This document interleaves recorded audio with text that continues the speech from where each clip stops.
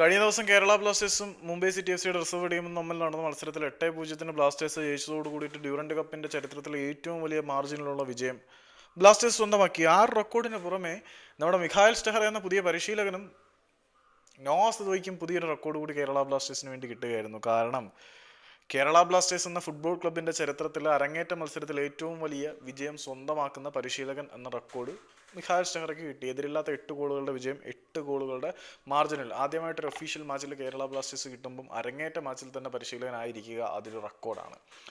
പിന്നെ നോവാ സദോയുടെ കാര്യം, കേരള ബ്ലാസ്റ്റേഴ്സിന് വേണ്ടി അരങ്ങേറ്റ മത്സരത്തിൽ ഹാട്രിക്ക് നേടുന്ന ആദ്യ താരം എന്ന റെക്കോർഡ് കൂടി നമ്മുടെ പയ്യൻ ആര് തൂക്കി? നോവാ സദോയി തൂക്കി. നല്ലൊരു സംഭവം തന്നെയാണ്. നേരത്തെ നമ്മുടെ വിദ്യാസാഗർ സിംഗ് കേരള ബ്ലാസ്റ്റേഴ്സിന് വേണ്ടി ഹാട്രിക്ക് നേടിയിട്ടുണ്ട് എങ്കിൽ പോലും അതിനു മുമ്പ് ഇയാൻ ഹ്യൂമൻ നേടിയിട്ടുണ്ട്, ബാർത്തലോമി അങ്ബച്ച് നേടിയിട്ടുണ്ട്. അങ്ങനെ കേരള ബ്ലാസ്റ്റേഴ്സിന് വേണ്ടി ഹാട്രിക്ക് നേടിയ താരങ്ങൾ ഉണ്ടെങ്കിൽ പോലും അരങ്ങേറ്റ മത്സരത്തിൽ ആദ്യമായിട്ട് ബ്ലാസ്റ്റേഴ്സിന് വേണ്ടി ഹാട്രിക്ക് നേടുന്ന ഒരേ ഒരു താരം അത് നോവാ സദോയാണ്. അങ്ങനെ അൺവാണ്ടഡ് കണ്ടന്റ് ആണെന്ന് തോന്നുന്നുണ്ട് എങ്കിൽ പോലും മിസ് ചെയ്യണ്ട. പിന്നെ ഇങ്ങനൊരു ഇൻഫർമേഷൻ ഉണ്ട്, കൗതുകരമായിട്ടുള്ള ഇൻഫർമേഷൻ ആകുമ്പോൾ ഷെയർ ചെയ്യാമെന്ന് വിചാരിച്ചാണ്.